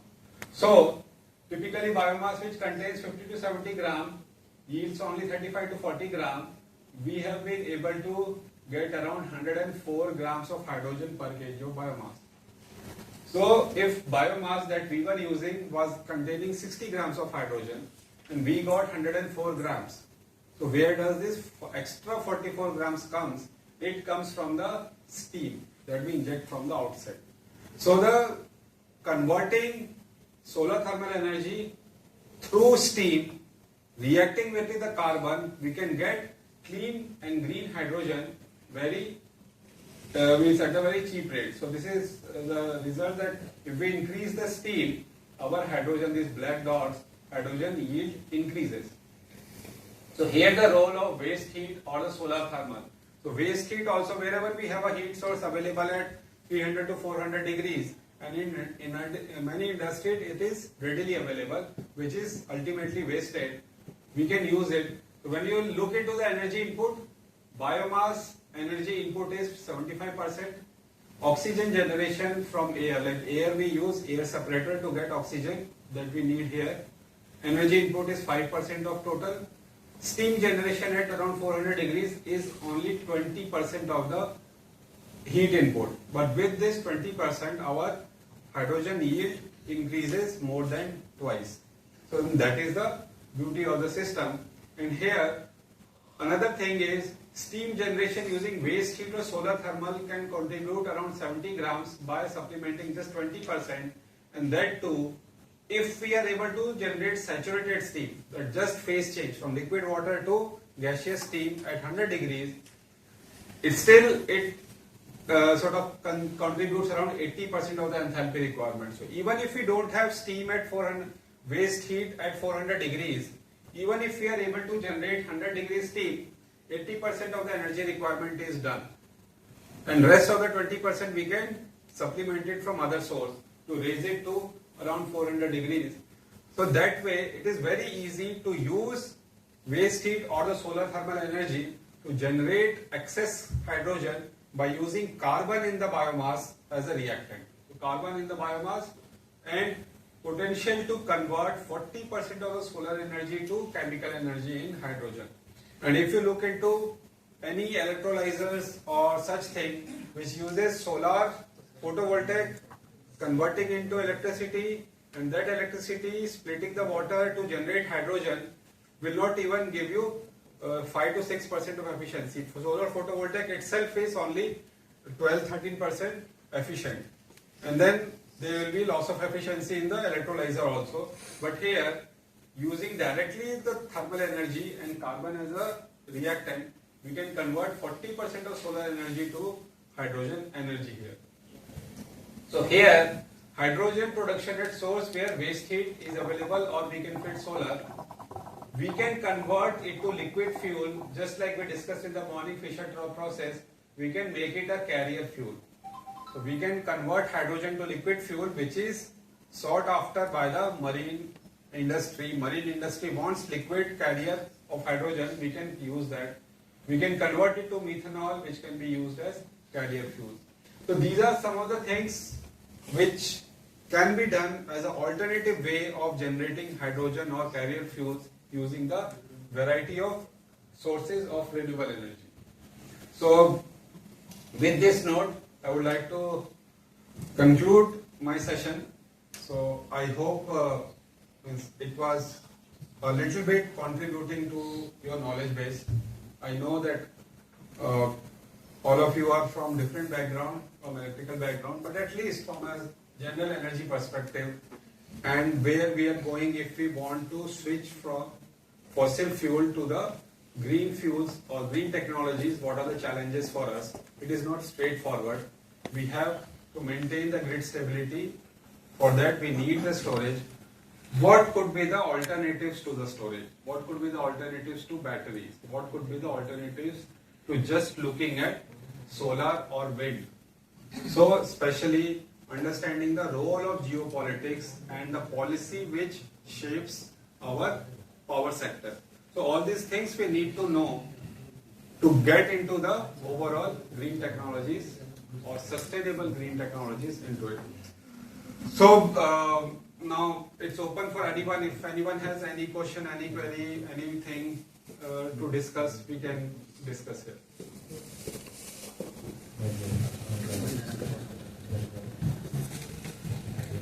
So anyone, any query, any point to discuss? Sir, can we use plastic material in the gasifier? Yeah. So morning, as I discussed, so we have been able to successfully use up to 20, even up to 30% we have used, but 20% for long duration we have used it, operated it without any issue. So Sir, actually, in the gasifier, the temperature is not more than 700 degrees Celsius. But the plastic totally composed is it around 1000 degrees Celsius. no. No, actually, what we do is through the combustion process. So when in the combustion zone, the temperature goes up to 900,000 degrees. Okay.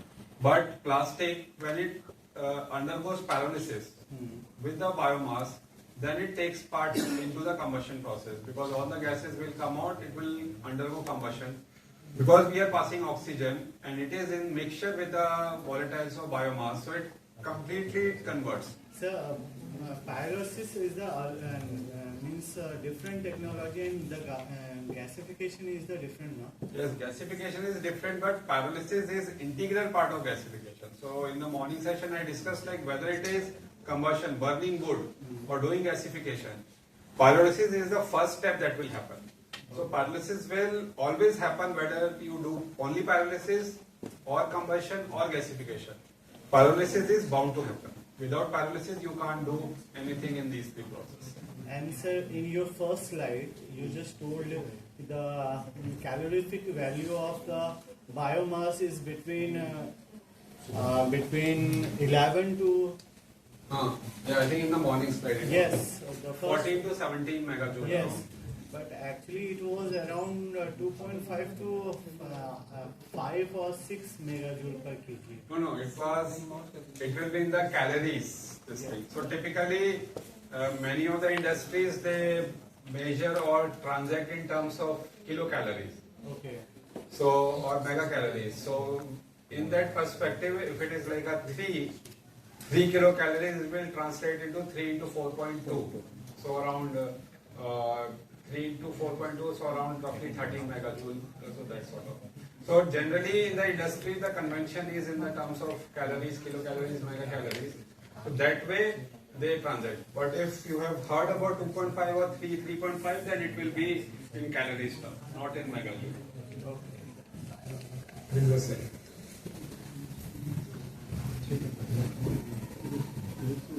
So anyone, any question, any query?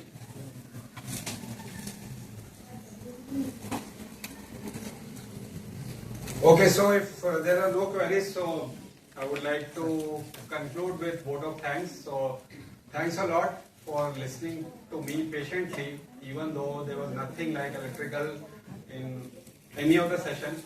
But I hope, with respect to energy perspective and waste to energy, like biomass waste to energy in the morning session and in now the session is an afternoon session, at least about the energy perspective with respect to the grid stability, which is very, very critical when we look into future transition towards the green or sustainable energy transition.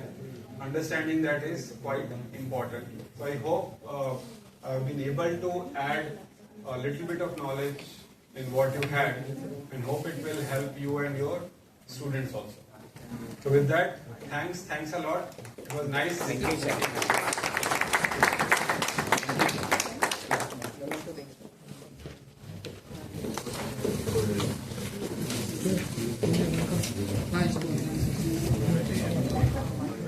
The sessions were wonderful. We really enjoyed your sessions, and it was such a nice overview as the first day of this faculty development program. We would like to express our gratitude by presenting you with a memento. I would like to request program coordinator and coordinator Dr. Ashish Maheshwari sir and Dr. Nirabraj Rai sir to please present Dr. Sandeep Kumar sir with a memento.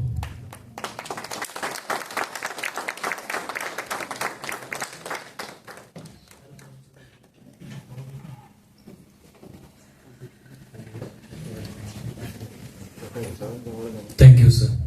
So,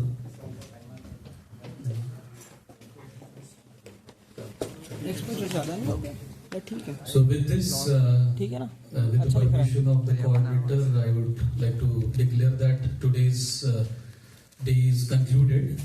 The second day we will begin at 9. So 9 to 9:30 we will have breakfast, and the first session will begin at 9:30. Thank you all.